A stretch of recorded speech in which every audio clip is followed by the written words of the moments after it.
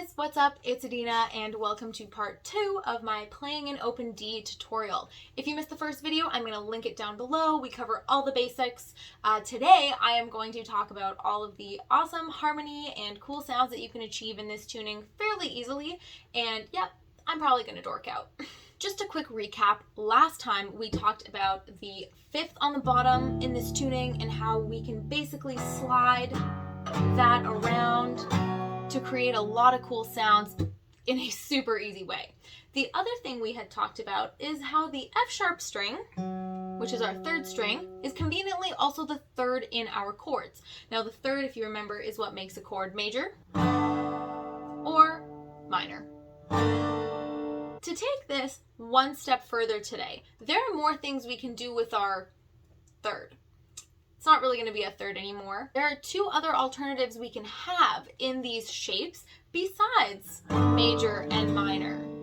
If you're familiar with suspended chords, that's where we completely replace our 3rd with either the note above, which would be our 4th, or the note below, which would be our 2nd.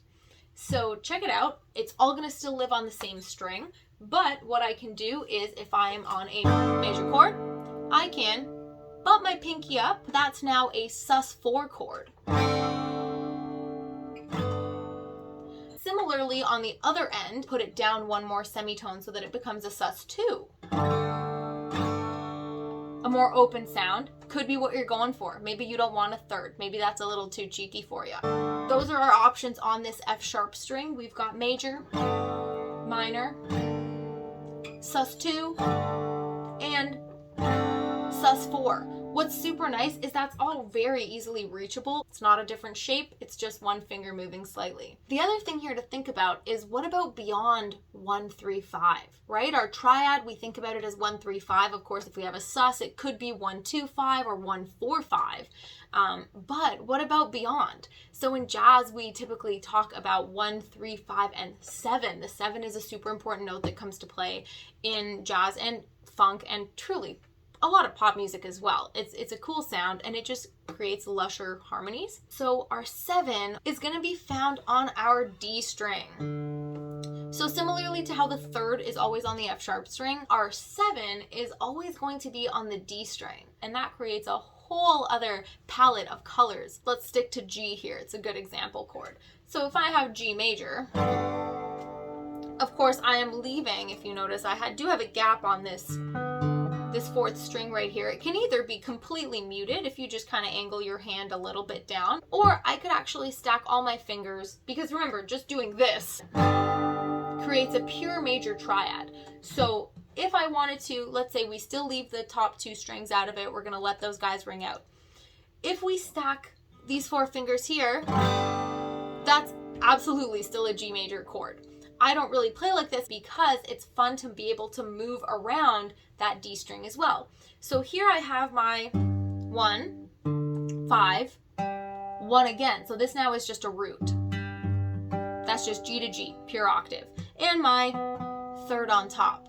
But what if I wanted to make that a major 7 chord? So that would mean that I would have my 7, which is just a semitone down from the root, 1 fret down.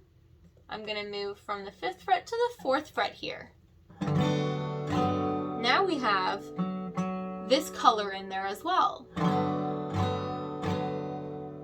Now let's go one step further. What if instead of a major 7 chord, I wanted to play a G7 chord? So that's when our 7 is flat. Move down 1 more fret.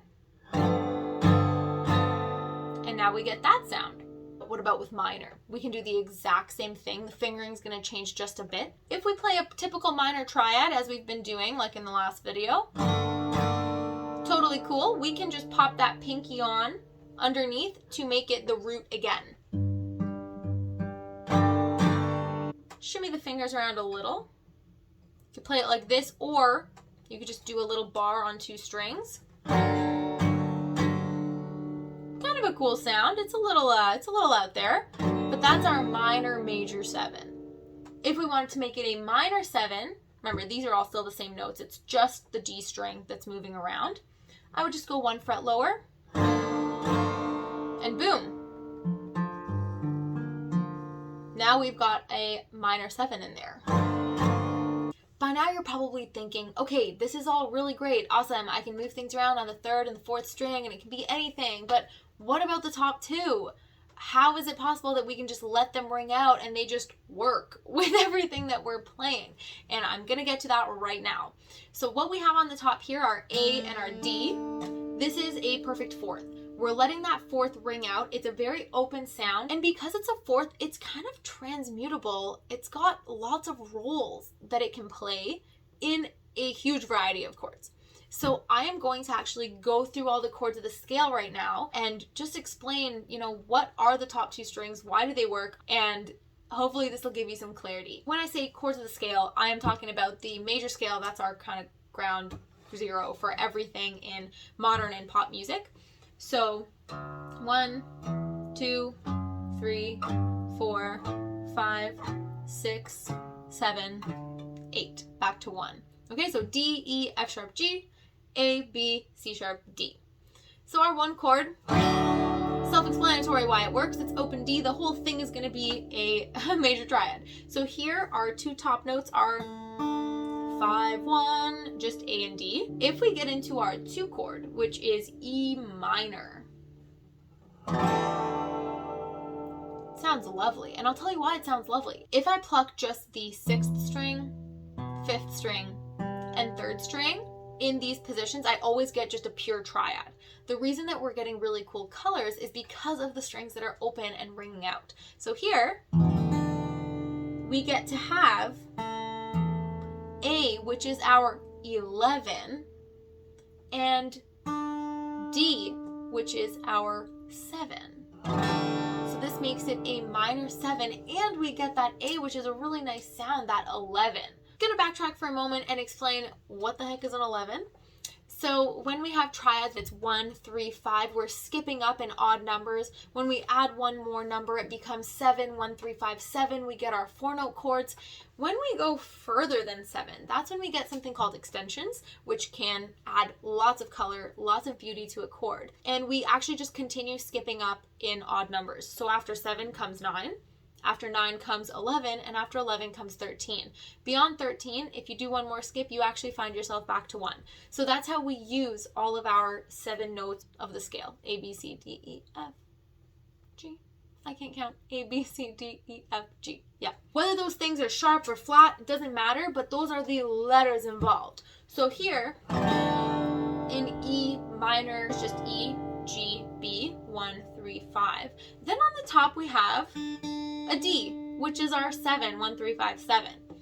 We don't have a 9. A 9 would be an F sharp, but it would be based on the letter F. We don't have that here. But if we go one skip further from F, we land on an A, which we do have. And it makes it sound super rich, even though you're just playing a minor triad shape. But guess what? The extensions here, the open strings, are doing all the cool work for you. Our 3 chord is also usually minor. Here, you'll notice those are the same note. That's just our 3rd. That's our minor 3rd. The D on top is interesting. This is technically a flat 6, but it works because this feels a lot like just a D major chord over its 3rd, right? 1, 3 in D major, F sharp is 3. So we can actually eliminate the 5th on the bottom and get an even purer just D triad sound in its inversion with the F sharp on the bottom. So 2 options here. When we get to G, 4 chord is major. We get an A. That's a 9 that we're adding in there. So think G, B, D. We have nothing based off of F there. But we go one further. Our 9 is our A, and that sounds, mwah, chef's kiss. It sounds so good. And then we just have our 5, our D on top. The next one, which is our A. Then we get our A, obviously, is just our root. Of course it's going to work. But then we get our D. And you might be like, okay, sure, an A sus chord, but wait a second, we still actually have our 3rd. And those things don't feel like they're supposed to work together, but darn, does it sound good. So that would be just called like an A add 4. And you know what?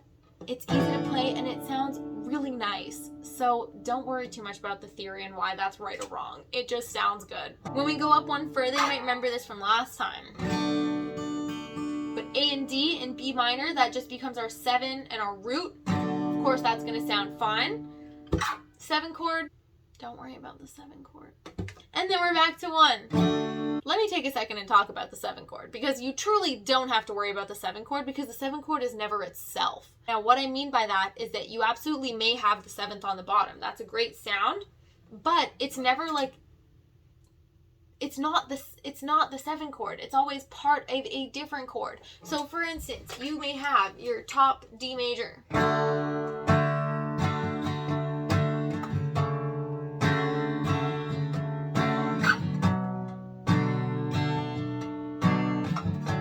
You could do a progression and, you know, you have D, and then you switch that D to a C sharp, but guess what? All you've done there is now you're just playing D over C sharp. Like, that's still your D chord, you're just adding that major 7 as the root on the bottom. Does that make sense? The other thing you could do here,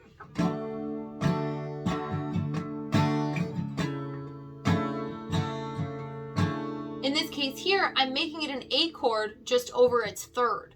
So it's always something else. It's either a 1 chord over that C sharp, or it can be our 5 chord over that C sharp, but it's not just itself. It's not a C sharp chord. No way, Jose. So those are our chords of the major scale, and those are the qualities like major or minor that they're usually found in. But what if you decided to spice it up a little bit? What happens there? The good news is that you totally can, and very easily too. You can take your E minor,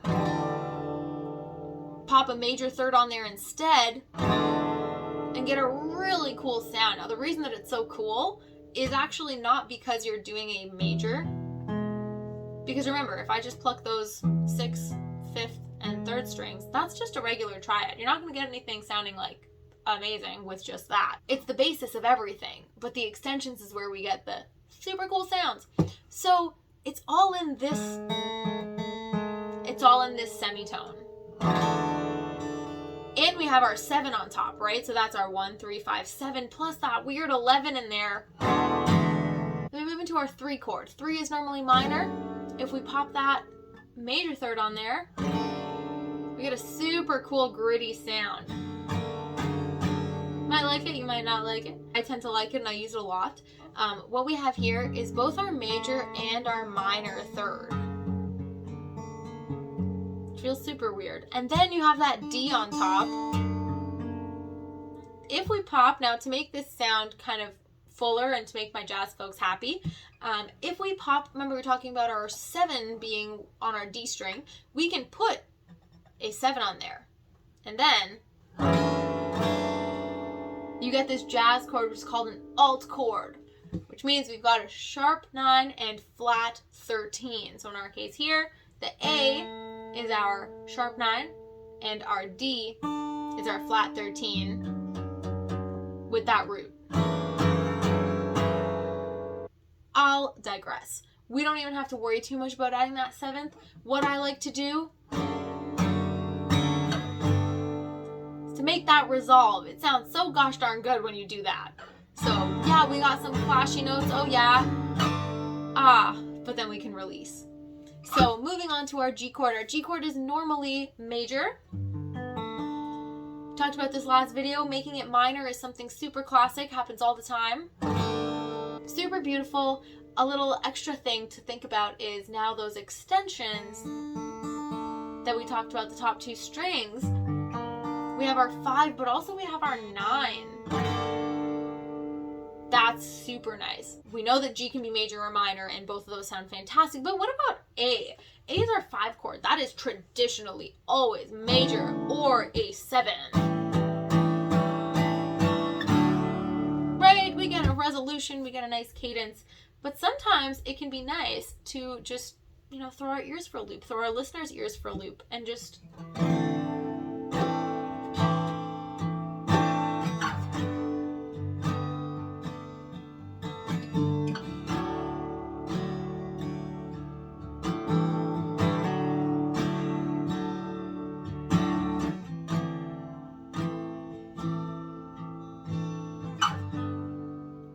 it can really be effective.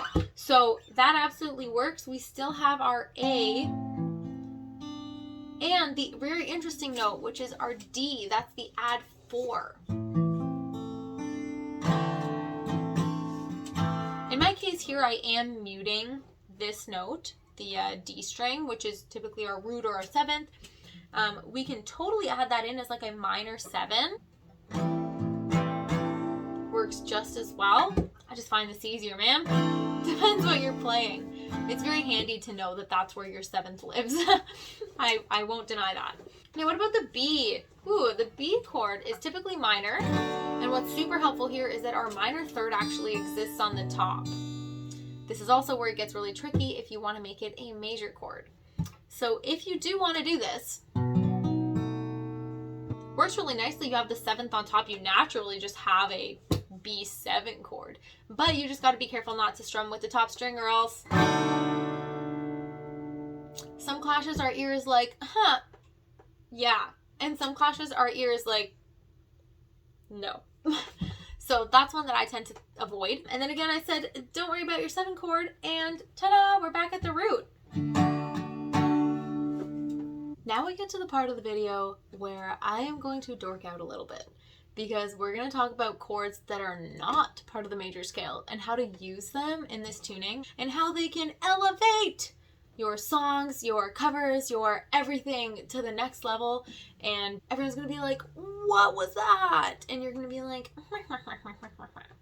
'twas a chord not in the scale. So I'm actually going to go from top to bottom. You can hear how it sounds. Again, why do the top 2 notes just work? And also some context on how to use them. I'm actually just going to use a pure major shape that I'm going to slide down, and your minds are just going to be blown because we're going to get incredible sounds with no movement at all, or no like shape change at all. Anyway, we start on our 1. We don't care about our 7. Let's go to our flat 7. Tell me that's not such a beautiful sound. So this is our flat 7 chord. In our case here, we're in D major. So this would be C major with a couple of cool color notes in there. So we've got, that's our major triad, plus this is a C6, 9 chord. I know you guys are going to be like, oh my god, 69. It's a C6, 9 chord. It's got the 6, it's got the 9 in it, which is our A and our D. So that works super nicely with this chord. We already know our B minor chord. Now what if we go down to a B flat? Okay, that's our flat 6. Check it out, it sounds beautiful. We're playing a B flat major 7 chord. What works so nicely is that D in B flat is just our major 3rd, and then our A is our major 7. So we get a super nice sound. You can totally use that. Very cool. We know our A. Now what about this one, A flat? You're probably like, geez, what is going on there? So here's our major triad. Now, our top note there is our sharp 4 or sharp 11, if you think about us only using odd numbers before. The sharp 11 is a super cool sound. The Jazz Bros are in love with it. I am also in love with it. I think it's really pretty and cool. So that's a major triad plus that sharp 4. But, you know, that's a sound. That we accept that that's a sound. But what about this? An A natural. That is blasphemy for a lot of people, to have a major chord, major bass chord, and the, I guess, sharp 1 on top is blasphemy without a 7 in there. Like if I put in a 7, then I would be like, oh, it's a flat 9, it's fine, it's cool. But without the 7, a lot of people would just say that that's plain wrong. But it's all about the context. So one of my absolute idols and favorite people to watch talk about music, and I literally idolize him to the ground, is Jacob Collier. And he always says, like, you know, he does those crazy chords. He uses literally every note ever, and it still sounds amazing. And he always says it's because there's no wrong notes. It's just all about the context. Like, any note can work with any chord, and I fully believe that. It's all about where you're going. Like, if you're coming from here, maybe that's just my opinion, but I think that chord is absolutely usable. That A flat, triad, sharp 11, flat 9 business. And if you're like, oh my god, I hate it, then just pop that 7 on there. That's a jazz chord if I've ever heard one. Then we're down our G chord, our 4 chord. We love a good 4 chord. And we already know what we can do there. We know our F sharp chord is in the scale as well. We can have that minor, major, make it kind of cool. What about F, our flat 3 chord? Guess what? If I'm in my major shape, that's also an incredible sound. That's just an F6. We have our A, it's just our 3rd, and then the D is our 6th. Sounds great. We can pass through our 2 chord. What about flat 2? Uh-oh. Surprise! It still works! Like, that just sounds so good. And it's so easy to do. If you pop that major shape that we've just been sliding around, what we get is a major triad. Remember that your 4th string and your top string are the exact same note. So what I'm doing with this shape here is I'm leaving, like, I'm not doing all 4 fingers here. I am just leaving that open. I'll be honest, a lot of times I'm muting it when it's not needed. In this case, we actually don't even need to mute it because that D, that's our major 7, and then we have the A, which is our sharp 11. So this is just a major 7 sharp 11 chord, which resolves down to our 1 chord so well.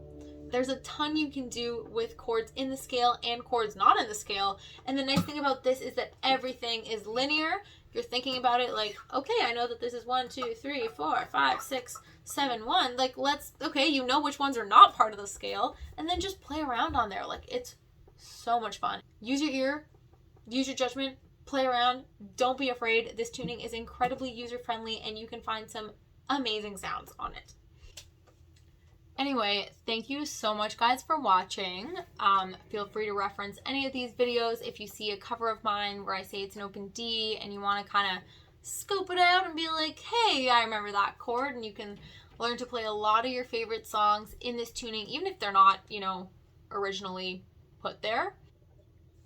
Let me know if there's anything else you'd like to see from me tutorial-wise. Maybe you want something similar like this, but in standard tuning. There's lots of ways to do kind of the same concepts in standard. It's like a little trickier, but, you know, nothing that we can't handle. So yeah, let me know if you like this video. If you have any questions, ask them in the comment section. I'll be looking. And yeah, take care, guys.